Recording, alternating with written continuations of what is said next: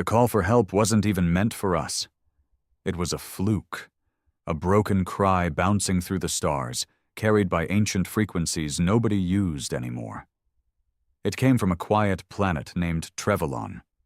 Peaceful, green, untouched by war. The kind of place poets write about, not soldiers. Trevelon's people were soft, gentle in every way. Skin that shimmered like water under moonlight, voices that sounded like wind passing through trees. They didn't build weapons, didn't even have a word for invasion. So when the Koran Empire came, they didn't stand a chance. The Koran don't invade out of hate. They invade because it's easy. Their ships drop from orbit like vultures. Cities are turned to ash. The survivors are locked up, catalogued, and sold. Trevelon was just another notch on their belt, another species stripped bare while the rest of the galaxy turned its head. But that last scream, that desperate signal, they launched it into deep space as everything burned around them. They probably didn't even think it would be heard. We heard it, not because we were looking. Number it hit a monitoring station near Saturn, picked up by a half-sleeping tech on the night shift. Pure chance. She almost ignored it, thinking it was interference. But she didn't. She flagged it, and within a day, the message had reached Earth. That was all it took. Humans don't let cries like that go unanswered. Maybe it's because we've screamed into the void ourselves too many times. Maybe we remember too well what it means to be ignored. The governments didn't hesitate. No council votes, no endless debate. Just silence. And then motion. 5 warships were mobilized, modified, loaded. Not with diplomats or scientists, with soldiers, marines, pilots, not peacekeepers, retaliators. They called it the Ares Vanguard. The mission was simple: respond with force. I stood on one of those ships when we dropped out of FTL above Trevelon. Below us, the planet was scarred black with smoke. Entire cities gone, farms torched, massive camps blinking with infrared, full of prisoners packed like animals. It hit hard. And then it hit deeper. Because those prisoners weren't humans. They didn't share our skin or shape or history. But their cries, those were the same. The pleading, the fear, the helplessness, every human bone in our bodies recognized it. The Koran fleet in orbit was arrogant. They hailed us with laughter, mocked our design, our numbers, called us meatbags and mudwalkers. A species still chained to gravity, they sneered. They thought we came to negotiate. We didn't. We came to kill. The first barrage hit them mid-sentence. 2 cruisers gone before they could even return fire. The second wave tore through their defense grid like knives through silk. They scrambled, confused. They weren't used to being outgunned, especially not by humans. We didn't speak much during it. There wasn't time. All that mattered was keeping pressure, keeping the fire constant, letting them feel what it's like to be hunted. Then we dropped troops planet-side. The air was thick with smoke and static. Skies glowed red. Dropships burned through clouds and touched down in shattered fields. And we ran. Not walked. Ran into the fire. Into the ruins. The Quran had never fought humans on the ground before. They weren't ready. They expected soft targets, scared locals, not soldiers who moved like wolves in a pack, not armor reinforced by centuries of war, not rage. We didn't save Trevelon that day. We avenged it. And when the prisoners looked up, past the fire, past the broken sky, past the smoke, they saw us, covered in ash, drenched in sweat, but standing. Human. Not angels, not saviors, just a species that had heard a scream and answered it with thunder. The moment our boots hit Trevelon's surface, the war changed. We didn't land in formation or with clean precision. We came in hot, drop pods slamming into the ground like meteor strikes, gunships shrieking overhead, soldiers hitting dirt and moving before the dust even settled. Trevelon's air was thick with ash and rot. The sky was a bruised shade of red, pulsing with distant fire. You could hear the echo of plasma shots in the distance. The planet wasn't just occupied, it was bleeding. The Quran didn't expect us to go groundside. They thought we'd fight from orbit like cowards, send drones, negotiate terms. But we'd already studied them. We knew they controlled through fear, through visibility. You had to put human boots in front of enslaved eyes, let the victims see their chains cracking in real time. And so we landed right in the middle of a work camp. It wasn't a battle, it was a slaughter. They'd corralled thousands of Trevelyan's people into a place they called Processing Unit 17, just a polite name for forced labor and slow death. No fences, just perimeter towers armed with pulse cannons and automated drones. The Quran weren't expecting guests. They got us. We came from the air. Grapple lines down the towers. Shot the operators in their chairs before they even stood up. My squad moved like smoke, fast and merciless. One after another the towers fell. We cleared the camp in under 12 minutes. 12. And then we saw them. The locals. They were hiding in pits and shacks, skin dulled from starvation, eyes wide and terrified. They didn't know who we were. They thought we were just another kind of monster. One of them, a child, stepped forward first, barely tall enough to reach my chest, wearing what looked like torn insulation wrapped around their shoulders. Big blue eyes full of confusion and pain. They looked up at me and said something. I didn't understand the words, but the meaning hit like a fist to the chest. Are we dying now? I knelt, took off my helmet, showed them my face. No, I whispered. Not today. That was when everything shifted. Word spread fast. We didn't need translators. Hope doesn't need a language. Camp after camp, they started rising. Trevelyan's people, too weak to walk, dragged themselves to the edges of the fences to watch us fight. For them. With no treaty, no reward, just fury. But not all humans were like us. 2 days into the ground assault, we intercepted a rogue transmission. Human voice, Eastern accent, a name we recognized from the blacklists. A mercenary group, earthborn, unaffiliated, selling supplies to the Koran. Ammo, weapons, armor mods, traitors. That was the first crack in the illusion that we were unified. Command wanted to stay focused. Primary objective is to break Koran control, they said. We'll deal with collaborators later. But some of us couldn't wait. One squad, call sign Hammerfall, went dark for 6 hours. When they came back, they didn't say a word. Just dropped crates at the outpost gates. Inside were Koran-marked rifles and human-coded shipment manifests.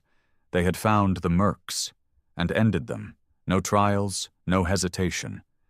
This was war, not a press conference. Every day we pushed further into the ruins. Koran resistance stiffened. They started using civilians as shields, bombing their own camps before we could reach them. We found one site, Processing Unit 42, where the walls were scorched black. No survivors, just ash and twisted metal. They'd rather erase what they couldn't control. So we hit back harder. Night raids, stealth drops behind their lines. We began to speak their language, violence, and we spoke it louder than they ever imagined.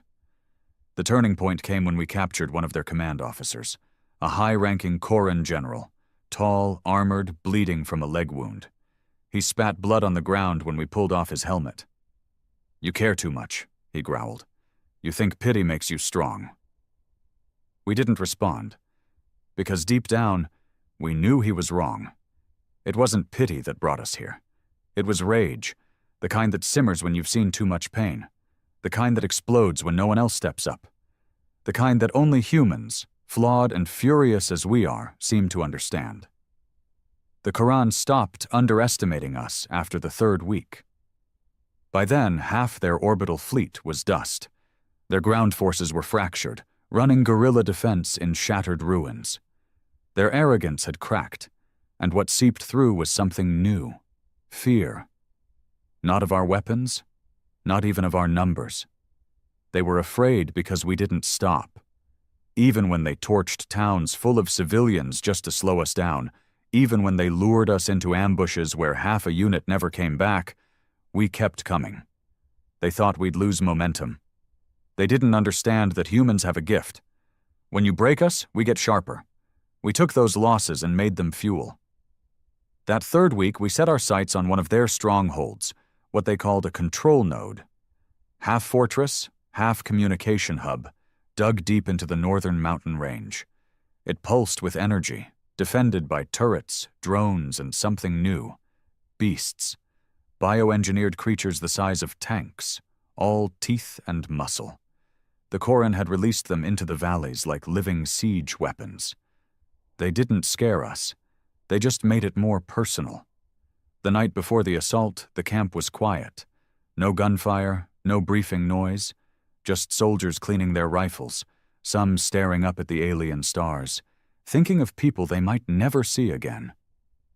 You could feel it hanging in the air. This wasn't just another mission.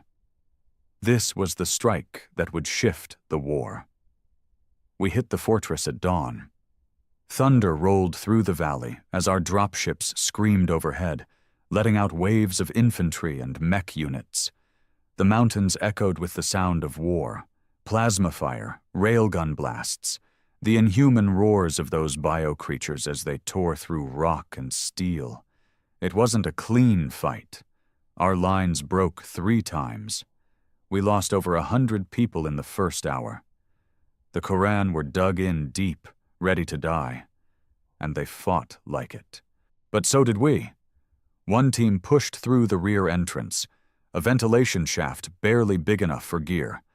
They crawled through mud, blood, and boiling heat. They emerged inside the fortress, dropped half their squad to a trip mine, and still kept moving. They disabled the main comm relay with their last grenade, frying the Koran's planetary comms in one blinding burst. That's when everything shifted. The Koran panicked. With no contact to their orbiting remnants, they didn't know if reinforcements were coming. They didn't realize we'd already wiped most of their support out days ago. We breached their main gate with a seismic cannon. The doors split, and we poured in like fire through dry wood. The inside was worse than we expected. Prisoners used as slaves to maintain systems, living in pits under the floor. Some barely breathing, some already gone.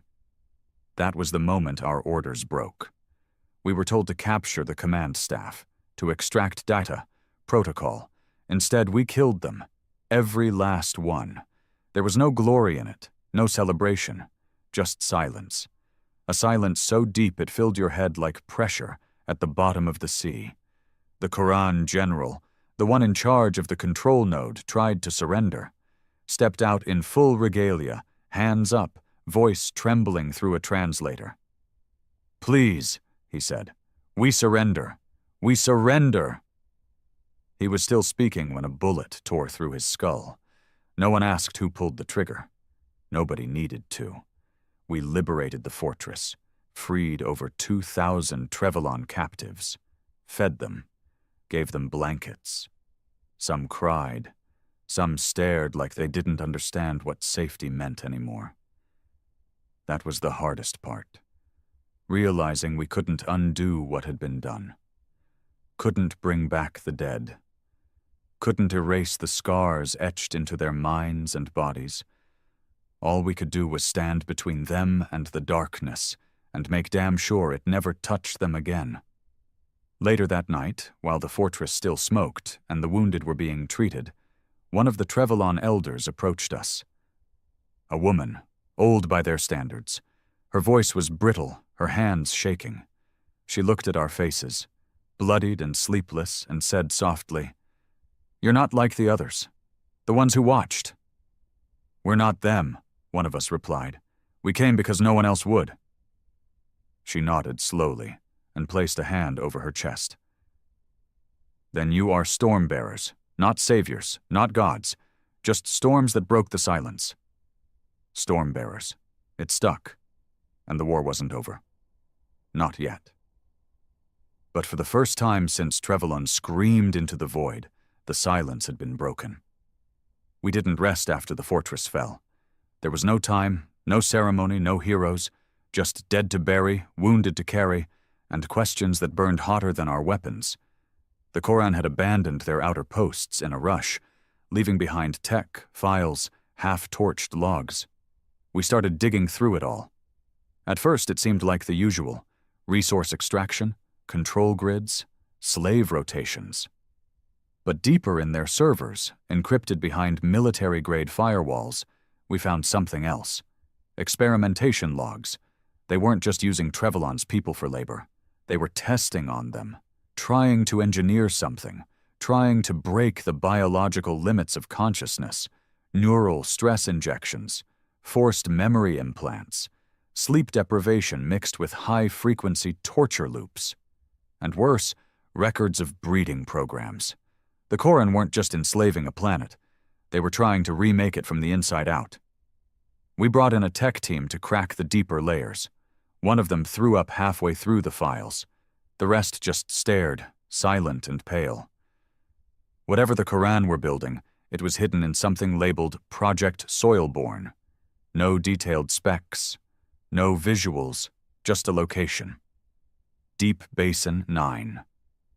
That name sent a chill through every soldier who read it. Because Deep Basin 9 wasn't on any map. The coordinates placed it far west, past the acid lakes, deep inside a mountain range wrapped in electrical storms and radiation spikes. No intel, no previous recon, just a blinking red dot in the middle of the void. Command hesitated. They wanted to wait, scan the area, plan. But we didn't. We already knew what was out there. Pain, suffering. Another place where the cries had gone unheard. We mobilized a small team. Volunteers only. We didn't need many. Just the ones who could move fast, think fast, and pull the trigger without asking permission. The journey took 3 days. We lost 2 transports in the storm. Electrical interference blew out their stabilizers, sent them spiraling into the canyons. The third one crash-landed half a click from the basin entrance. We limped the rest of the way on foot, dragging gear, patching wounds, walking through wind that could tear skin off bone. And then we saw it. Deep Basin 9 wasn't a base. It was a crater. Massive, artificial, hollowed out with precision. A hole in the world rimmed with scorched metal and black towers that pulsed with red light. And at its center, suspended in anti-gravity chains, was something we didn't have a name for, a machine, or a creature, or both. It pulsed, alive. Wires ran through it like veins, and inside, through the glass of its core, we saw them. Trevelyan's people, hundreds, thousands, strapped in, unconscious, being drained by tubes, kept alive in limbo, feeding the thing. We didn't know what it did. But we knew what it was made from. Lives. Souls. One of us muttered, "This isn't war. This is evil." And then the alarms went off. They knew we were there. The sky above the crater lit up as Koran dropships descended like wasps. Automated turrets rose from the crater rim, drones swarmed out from underground hatches, and on the ridge behind us, figures, humans, armored, armed, marked with no flags. Mercenaries, sellouts. We'd been set up. One of them stepped forward, voice amplified through a cracked helmet. "Turn around," he said. "This isn't your fight anymore." He looked human, but whatever was left of his soul had rotted long ago. "We're taking that thing down," one of us shouted. The merc didn't blink. "You won't leave this crater alive?" Then someone fired. No one remembers who started it. But once the shooting began, there was no stopping it. The ridge exploded into chaos. The drones screamed down at us, their rotors slicing the wind. The ground lit up with gunfire, sparks, plasma trails. The mercs had better weapons, better gear. But they didn't have what we had. Rage, conviction, the unshakable belief that some things are worth dying for. We fought tooth and nail, bodies pressed to scorched metal, firing through pain and smoke. And somehow, we held. Long enough to get one of our demo teams inside the machine. They didn't come back. But 30 seconds after they breached its core, that pulsing heart stopped. The whole crater shuddered. The towers shorted out. The sky went dark. And one by one, the Trevelyan captives inside began to fall. Not screaming, not gasping, just finally resting. Free. The crater burned for 3 days. We stayed until the last fire died, until the last body was accounted for, friend and enemy alike. No celebration, no high fives, just the numb weight of what we'd seen, what we'd done. Deep Basin 9 wasn't just a turning point. It was a wound, open and raw, seared into every soldier's memory like a brand. Only 16 of us walked out of that hell alive. 16. And even that number didn't feel real. The Trevelyan we rescued, those who survived Project Soilborn, were different. Some wouldn't speak. Others screamed when the wind changed direction. Their skin was pale, thin like rice paper, veins glowing faintly beneath. Whatever the Quran had done to them, it wasn't just physical. They'd tampered with their minds, their memories. There were whispers that some of them had been turned into information conduits, used to store encrypted data like living hard drives. Our medics did what they could. Our scientists tried to scan the damage. But no one knew how to fix a soul cracked wide open. Word spread, fast and ugly. The footage we leaked, of the machine, of the suspended bodies, of human mercenaries fighting for the Koran, sparked firestorms across the galactic net. Protests on Earth, outrage in the Federation Council, condemnation after condemnation.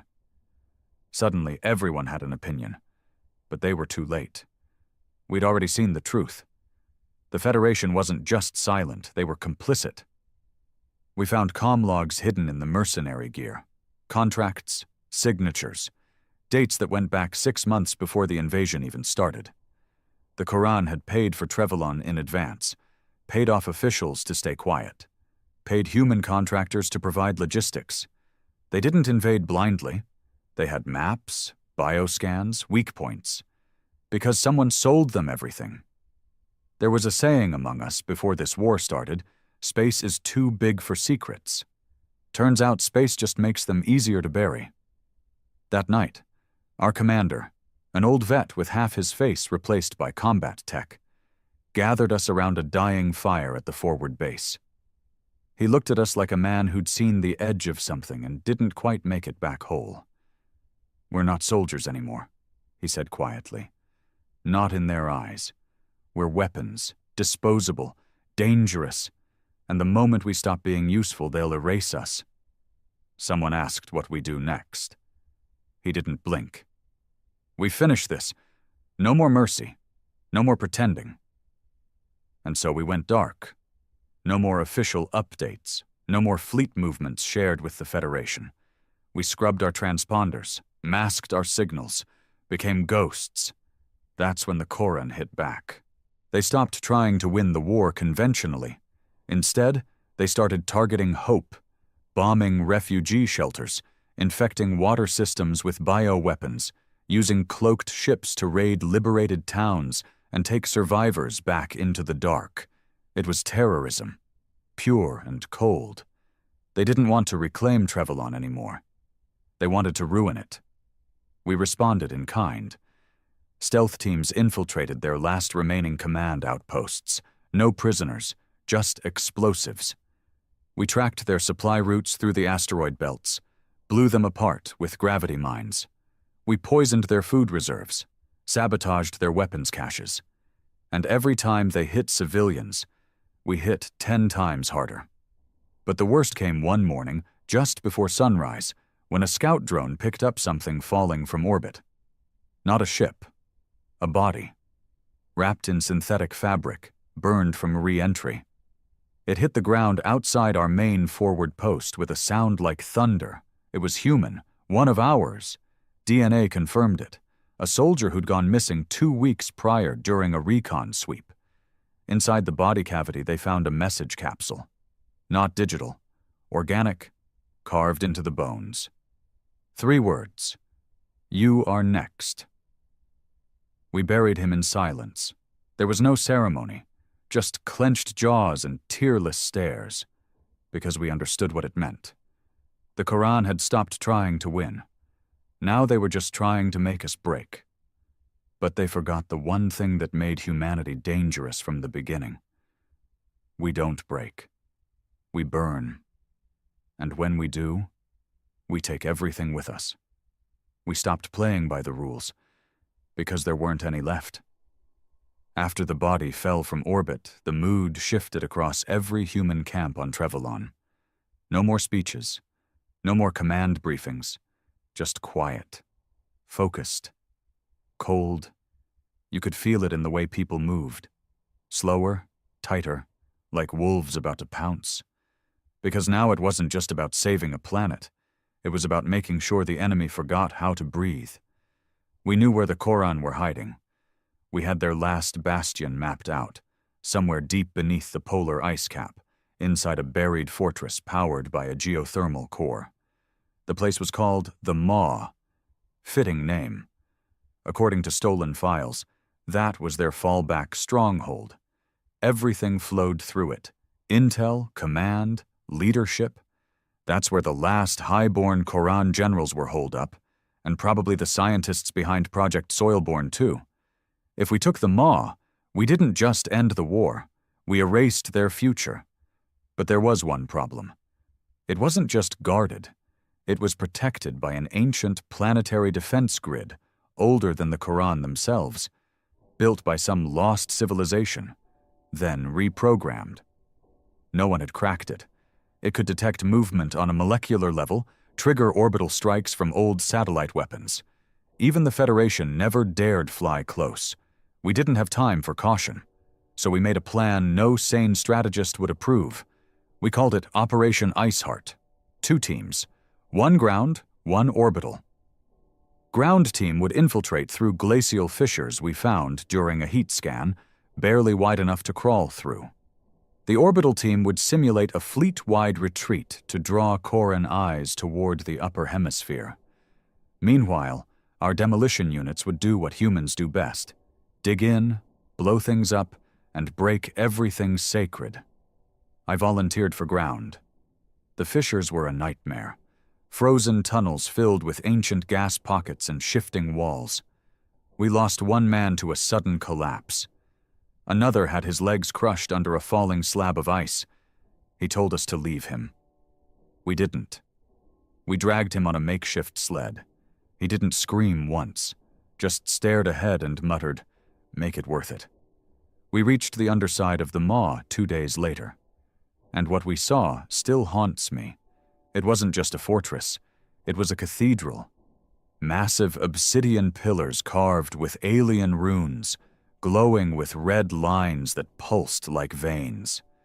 Machines moved along the ceiling like spiders, organic tech breathing in and out. The entire place felt alive, like we were inside a throat about to swallow. There were no guards. Not at first. We snuck through corridors that smelled of copper and burning oil. Set charges along the primary support beams. Targeted power conduits. All silent. Until one of the Trevelyan survivors with us, Yaris, still weak but fierce, touched a console by accident. That's when the place woke up. Alarms howled. Doors slammed shut behind us. Then came the Blackguard. Elite Koran soldiers, 10 feet tall, armored like tanks, emotionless. They didn't speak. They didn't hesitate. They just moved in packs, slicing through anything that breathed. We fought in the dark, room by room, charging through blood-slick floors, dragging each other over bodies and fire. My rifle jammed twice. I used it like a club. We lost 5 people in less than 5 minutes. But we held long enough. The explosives went live. The floor beneath the Maw cracked. Steam hissed through the walls, and then from above, we heard the sky tear open. The orbital team had returned. They didn't simulate a retreat. They'd gone silent, rerouted the remaining fleet into high orbit, cloaked, and waited. When we triggered the beacon, they unleashed everything. The Quran never saw it coming. Kinetic rods slammed into the fortress from space. No explosions, just raw, earth-shattering force, enough to punch through rock, ice, metal, flesh, everything. The maw collapsed in on itself, one black tower at a time, folding like paper under a storm. We barely made it out. Half our team got caught in the quake. Others were thrown by shock waves that split the tunnels apart. I crawled out on my belly, coughing blood, dragging one of the Trevelyan kids on my back. Didn't stop until I saw stars again. From the ridge above the crater, I watched the last of the maw burn. And for the first time since this war began, I felt it. The silence, not the terrifying kind, not the heavy, hopeless kind, the kind that follows justice, the kind you earn. They didn't surrender. Even after the maw fell, even after their command chain was shattered, and their fleet reduced to drifting metal in orbit, the Quran didn't beg for mercy. They scattered. Like roaches when the lights come on, they disappeared into the cracks of Trevelyan, into caves, burned cities, abandoned mine shafts. Some posed as refugees, hiding among the very people they had once enslaved. Others just kept killing, not out of strategy but spite. No plan, no honor, just rage wrapped in alien skin. We knew the war was over. But the killing wasn't. That's the part they never tell you about victory. It doesn't come with a parade. It comes in waves, slow, quiet, and ugly. You spend the first week burying bodies, the next trying to figure out who's still sane, the rest watching your own people drink too much, sleep too little, and wonder what parts of themselves they left behind. We turned Trevelyan into a graveyard before it ever felt like a planet again. The cities we'd liberated were still husks. Survivors wandered like ghosts. Their homes were gone, their families erased. Some of them looked at us with awe, others with fear, some even with resentment, like they didn't know if we were saviors or just a different brand of destroyer. And to be honest, we didn't know either. We found the last Koran general hiding in the ruins of an old research dome. Half his face melted from plasma fire, one arm gone, and still trying to reactivate a broken distress beacon. He didn't speak much, just stared at us as we dragged him into the clearing, hands cuffed, blood leaking from the corner of his mouth. Someone asked him why? Why Trevelyan? Why the experiments? Why turn a peaceful planet into a laboratory of horrors? He looked up with what was left of his face and said, "Because no one would stop us." That was the truth. Cold, plain, not power, not revenge, not resources, just because they could. That night, someone put a bullet in his head. No trial, no orders, no names. We left his body where it fell. A few days later, a delegation from the Galactic Federation arrived. Shiny uniforms, flawless ships, clean hands. They offered assistance, supplies, smiles. We didn't say a word. They walked through the ruins, nodding solemnly, taking notes like tourists visiting a tragedy. One of their envoys, a tall, slick diplomat with soft eyes, told us what we'd done was brave. Brave, as if courage had anything to do with what we'd become. We left them standing in the dust and went back to work, rebuilding what little could be rebuilt, setting up shelters, teaching Trevelyan's children how to use human tools, rewriting school lessons in languages that had no words for war until we came. Some of us stayed. Couldn't go back to Earth. Couldn't pretend anymore. Others were ordered home. They went back in body but not in soul. You can't unsee what we saw. You can't undo the taste of ash in your lungs. Trevelyan tried to heal. So did we. But there was a weight in the silence now. A presence. The knowledge that evil doesn't wear capes or banners.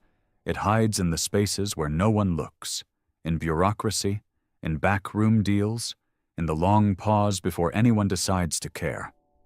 And humanity? We answered the scream. We came like a storm, but storms don't fix the damage. They just clear the sky long enough for the truth to show. They held the ceremony at dawn, not because it was tradition, not because it was planned, just because the survivors said the light felt softer in the morning. Like Trevelyan itself was trying to be gentle for once. Like the planet remembered what peace was supposed to feel like.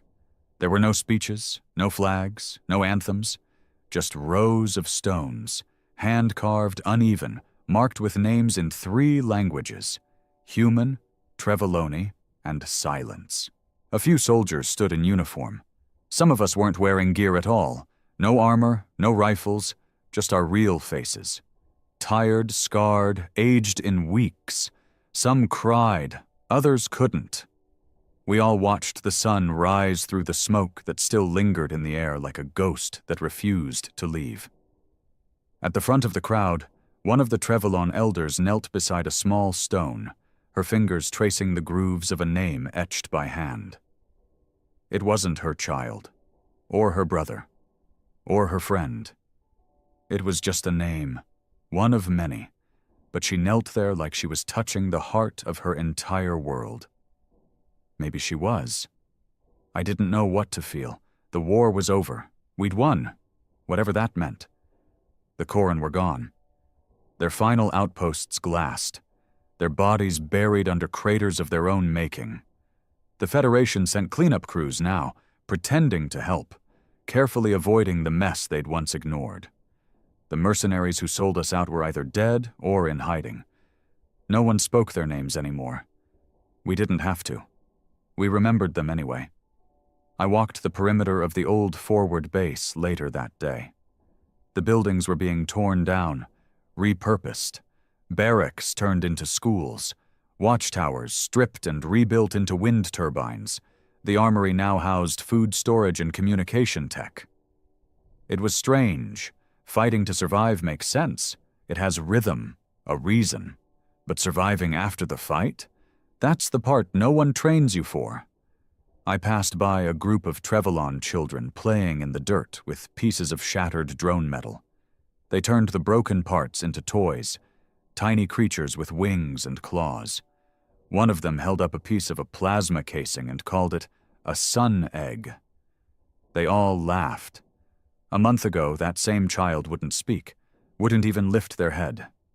That sound, laughter, shook me harder than any explosion ever did. Back at the barracks, a young Marine named Soto approached me. Face still bruised from a fall in the crater, eyes raw. He'd lost his brother in the Deep Basin operation. Said he hadn't slept right since. "They're sending us home," he said. I nodded. "You going?" He hesitated, looked at the ground. "I don't know where that is anymore." That stuck with me, because that was the truth. Home wasn't Earth, not really. Not after everything.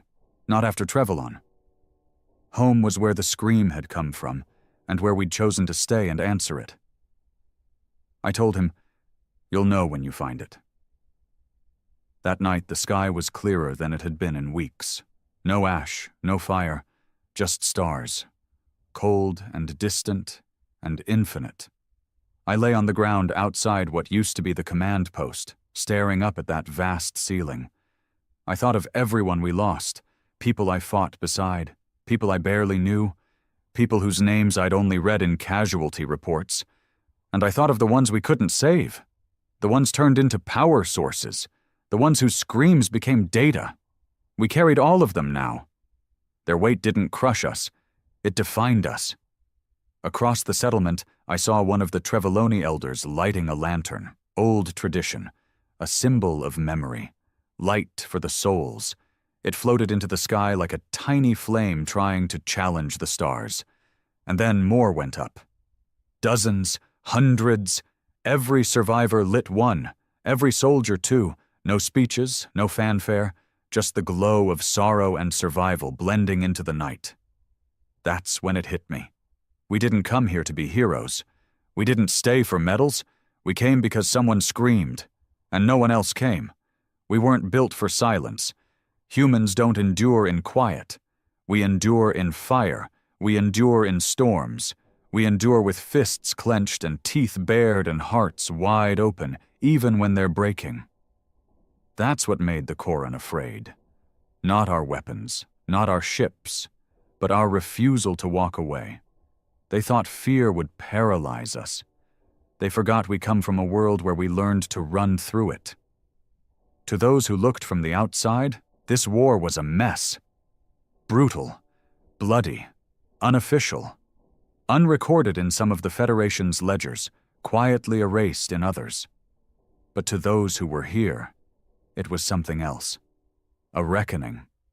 Trevelyan would never be the same. Neither would we. The scars ran too deep. But there was life here again. And that mattered. Before I left, I visited the last grave on the far end of the row. No name, just a helmet on a stick and a patch sewn into the soil. One of ours. One of many who never made it home because they'd decided this place was worth dying for. I knelt, pressed my palm into the dirt. Not praying, just being still. Stormbearers, the Treveloni called us. Not saviors, not gods, just the thing that arrives when the silence has gone on too long. And when we leave echoes. Let the galaxy remember what happens when humanity answers a cry for help. Let them remember how we arrive, not in peace, not in silence, but like a storm.